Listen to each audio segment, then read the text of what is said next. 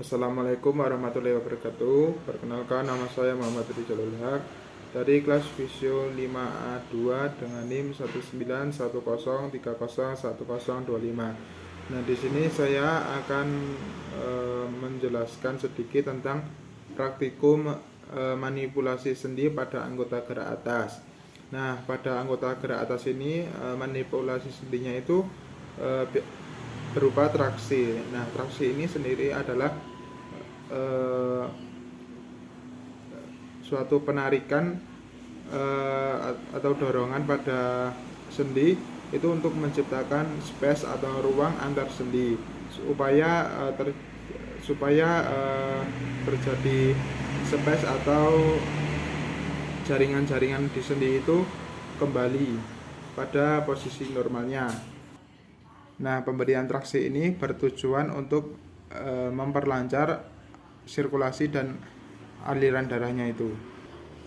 Nah, untuk lebih jelasnya mungkin dapat disimak dalam video berikut ini. Nah, untuk yang pertama, kita bisa memulainya dari jari-jari tangan. Yang pertama, kita bisa melakukan traksi pada tulang-tulang. Kita mulai dari DIP ini, distal interphalangeal joint. Nah, di sini ini kita berikan traksi, tarikan seperti ini. Kita berikan fiksasi pada bagian sini, terus kita traksi dikit. Kemudian yang sini juga sama, kita berikan traksi.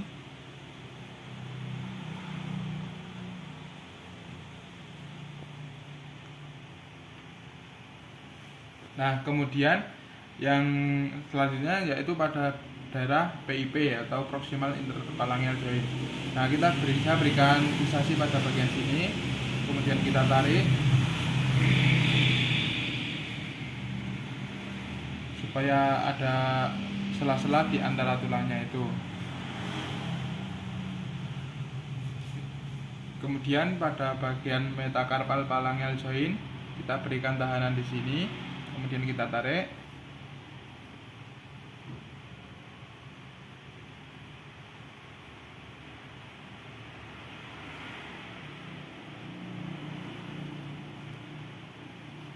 Kemudian bagian sini tadi yang PIP kelupaan, tarik. Nah, jika terdapat bunyi krek itu biasanya di antara tulangnya ini terdapat angin. Jika kita tarik terdapat bunyi krek, maka artinya itu tulang-tulang itu sudah kembali ke tingkat normalnya atau ke posisi yang normal. Nah, untuk yang selanjutnya yaitu pada bagian metacarpo ini kita bisa berikan bleeding seperti ini.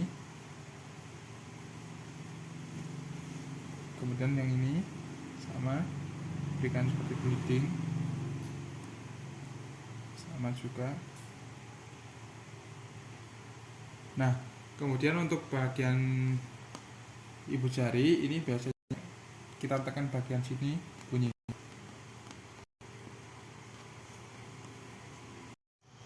Nah, yang untuk selanjutnya itu kalau tangannya ini, jari-jarinya kita full fleksikan seperti ini. Nah, maka pada persendian di jari-jari dan di metacarpo ini akan menguncil. Jika kita fleksikan seperti ini, maka persendiannya itu akan membuka.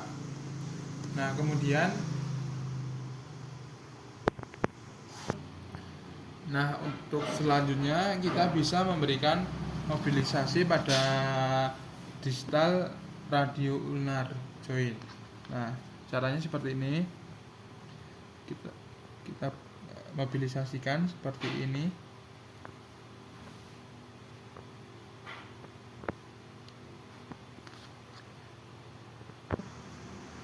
Juga bisa kita berikan pada bagian sini, kita mobilisasikan seperti ini.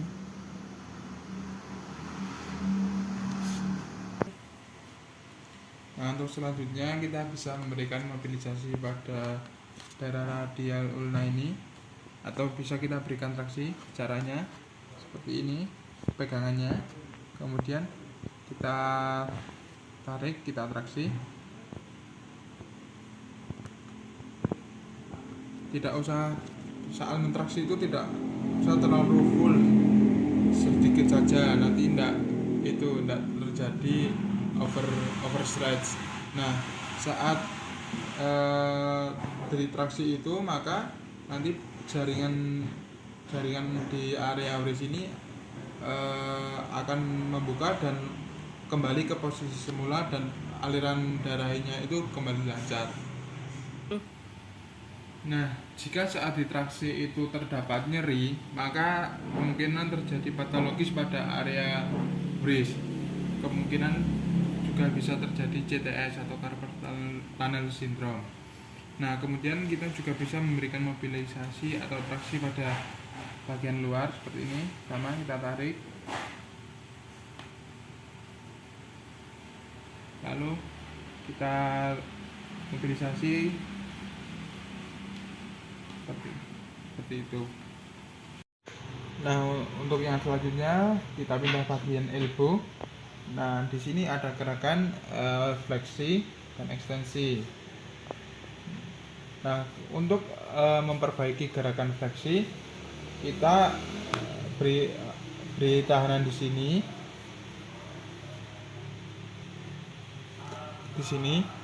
Kemudian kita instruksikan pasien untuk mendorong tangan kita ke atas. Nah, dorong tangannya ke atas, Bu. Yang kuat, relax, lemas. Seperti itu. Nah, kemudian untuk memperbaiki gerakan ekstensi ataupun menambah ROM, itu pegangannya seperti ini pada distal ulnar joint. Nah, kemudian kita instruksikan pasien untuk menekan ke bawah. Ibu tekan ke bawah, terus lemas, relax. Nah, untuk yang selanjutnya yaitu gerakan pronasi dan supinasi. Nah, untuk penguatan atau perbaikan pronasi, kita posisikan ke posisi supinasi, kemudian kita berikan fiksasi pada di atas elbow, kemudian satunya di sini, kemudian kita instruksikan pasien untuk kita posisikan ke pronasi, kemudian kita instruksikan pasien untuk melakukan supinasi. Ya Bu, yuk diputar yuk Bu. Nanti.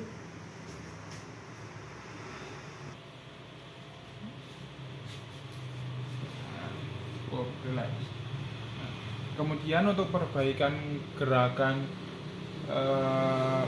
pronasi, kita instruksikan pasien untuk dalam posisi supinasi, kemudian kita berikan fiksasi pada atas elbow, kemudian kita berikan pegangan penahanan pada area distal radial ulna, kemudian kita instruksikan pasien untuk melakukan gerakan pronasi. Diputar, dimasukkan ke dalam, terus kuat, relax. Nah, untuk selanjutnya yaitu saat kita gerakan fleksi, maka pada persendian di elbow ini akan membuka. Namun saat kita berikan ekstensi seperti ini, maka persendiannya akan terkunci dan ini mentok terkena bagian pada oleh granon. Nah, kemudian kita bisa berikan fleksi elbow 45 derajat, kemudian kita berikan fiksasi pada atas elbow seperti ini, kemudian kita bisa berikan tarikan ke bawah seperti ini. Nah, kemudian yang selanjutnya pada bagian shoulder. Nah, pada bagian shoulder ini biasanya itu terdapat impingement atau penjepitan pada subakromionnya. Nah, di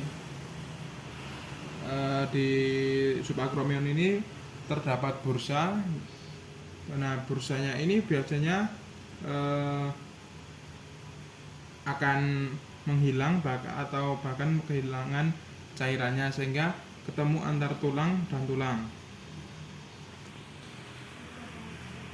Nah, kemudian jika pada bagian sini ditekan itu merasakan nyeri, berarti itu kemungkinan besar terjadi tendinitis bicipitalis.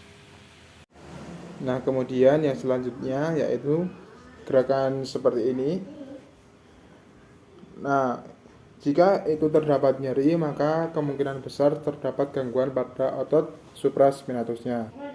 Nah, kemudian untuk gerakan selanjutnya yaitu kita bisa melakukan gerakan lateral fleksi. Saat melakukan gerakan lateral fleksi shoulder, kita bisa melihat pada posisi skapula. Saat posisi skapulanya itu membuka itu berbarengan atau tidak. Nah, jika terjadi tidak sinkron atau tidak bareng, biasanya terjadi gangguan pada salah satu otot pada infraspinatusnya.